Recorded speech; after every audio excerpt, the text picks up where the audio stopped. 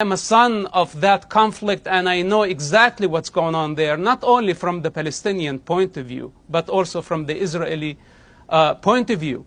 Then you invite me to come join a revolution. What revolution you are talking about? You are just creating chaos. It's the revolution only for the sake of revolution. At some point, some 30 years ago, I believed, just like you. Today, I know a different truth. And I don't advocate on behalf of a revolution that does not have sight, that does not have any moral compass. That is a revolution only for the sake of revolution. So before you tell me about your revolution and about your protest, tell me about your objectives. What's your goal? What's your agenda? What's your agenda? Who is your leadership? The American parents have the right to be concerned when they see masked men on campuses. We don't know who the hell they are. They could be activists and they could be the devil. So parents have the right to say, we don't want masked men with foreign agendas on our campuses, because you don't have a leadership, and tomorrow, if the shit hit the fan, who is going to be held accountable for this situation? Who do we go after? Why your protest is not registered according to the American laws? You are just creating chaos, borrowing some victim narrative from the Middle East and trying to Americanize it, trying to globalize it. And what we say, as a person who lived the 1987 Intifada, we don't want Intifada in America, we don't want Intifada in the West, and we most certainly don't want a global Intifada. Okay. I bet you don't know this part of history. Fact about Israel-Palestine that almost no one knows about. And it actually explains the whole situation. And it's all right here in this photograph. That man with Hitler is Amin al-Husseini, a Palestinian leader that they don't want you to know about. He was the Mufti of Jerusalem, which is the Islamic leader and one of the founding fathers of the Palestinian movement. In 1941, he fled to Iraq to escape the British. He was wanted for leading massacres against the Jews. That was before the modern state of Israel was even around. In Iraq, he worked with the Nazis to promote anti-Jewish propaganda, and it led to one of the most savage massacres ever, the Farhud. It was 2 days of extreme savagery against the Jews. Yeah, my father was actually there. Yeah, right. He was a young boy living in Baghdad at the time, and it was pure terror. Yeah, it was kind of like October 7th. In 1941, al-Husseini was given refuge in Germany by the Nazis. He met with Hitler, Himmler, and Eichmann to plan the ethnic cleansing of the Jews from both Europe and the Middle East. He personally ran an SS division in the Balkans to exterminate Jews. He then moved to Egypt, where he mentored Yasser Arafat, who was actually his nephew. Arafat's real surname is al-Husseini. He also trained Mahmoud Abbas, the current Palestinian president. He became a leader in the Muslim Brotherhood, which is the global jihadist group which created Hamas. And that is the secret origin of the Palestinian movement. It's a combination of jihadism and Nazism. So they were never going to accept Jewish statehood, no more than Hitler would have. It was never about land. It was about a pathological hatred of Jews. The conflict we see today started with Hitler and al-Husseini. And all the anti-Israel mania we see around the world is just a continuation of their evil. The fight against the Nazis is not over. It continues with the jihadists, and they must be defeated. And that's for the sake of anyone who loves their freedom. I'm surprised by Israel's response.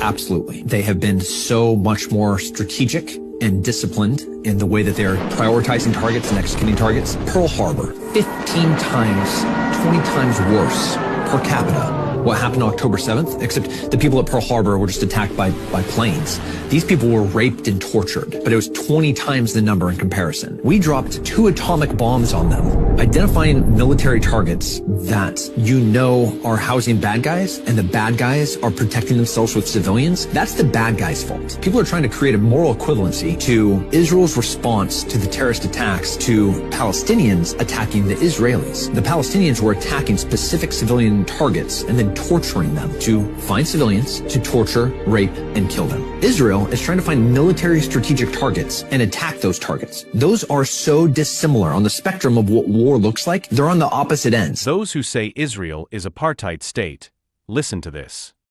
To try and label Israel an apartheid state. So we were very shocked, very surprised, and in fact we were saddened that the world believes what is being said about Israel. I remember in particular when we took 27 young people from South Africa to go and see Israel for themselves. Because it's very powerful if you can say, I've seen X, Y, and Z, and this is why I say what I say. Our driver was a Muslim, an Arab, and our tour guide was a white Jew. And immediately they were like, okay, but hang on. During apartheid, we weren't allowed to have people sit next to each other, in fact, be with each other at the same place. We went to the Knesset, we went to the markets, we went into different working places, and we saw such intermingling and such diversity of people. How do you give that narrative to a people that have got absolutely nothing in comparison to apartheid? It's actually, I call it wicked. It's disgusting. And it pretty much trivializes and makes a mockery of what my parents went through, of the struggle, in fact. If South Africa was like this apartheid Israel that they talk about, we wouldn't have needed a need for the struggle, because we would have been integrated and black people would have had the same opportunities as white people at that time.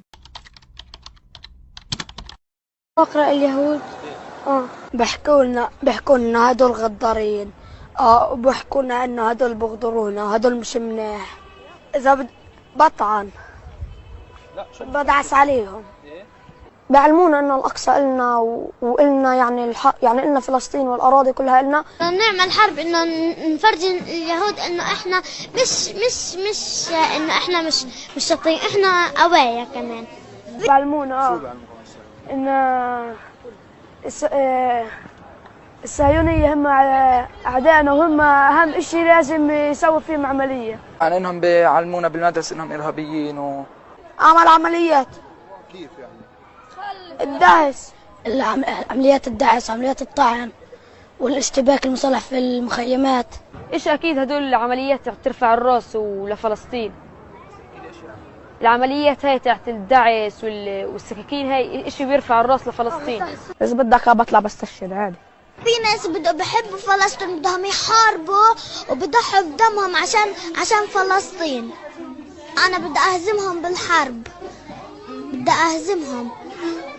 أنا إن شاء الله أساعد الشباب وإن شاء الله أصير مقاوم بالمستقبل مع الدولة الإسلامية. The world is condemning Israel for the rescue operation that brought 4 Israelis home after 8 months in Hamas captivity. A BBC anchor asked FDD's Jonathan Conricas whether Israel should have given advanced warning before rescuing the hostages in order to reduce casualties. The element of surprise was apparently lost on the anchor.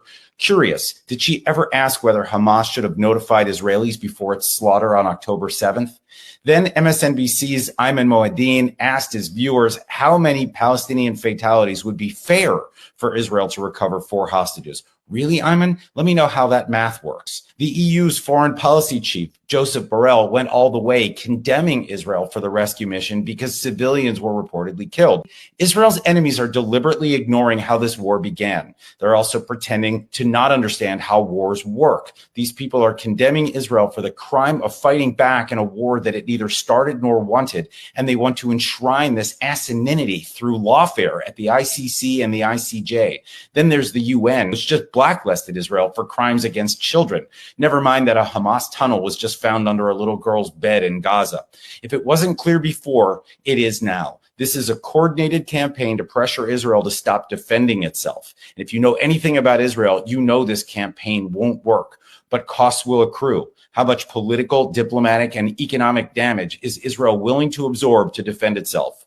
We'll find out. Is this real? Is this what's going on in schools? I know of another place in the world where they actually have jihadi summer camps. Because they can't have summer camp in Gaza this year, apparently it's at McGill University. Stop everything you're doing. This is actually a real ad for a real summer youth program being hosted by McGill University. What's on the agenda? Just take a look. You make it sound so fun and friendly too. Let's learn about the Nakba. Let's strategize about the media. Is McGill University actually becoming the official Canadian institution to create future jihadists? Man, we thought the encampments were bad, but school's out for summer.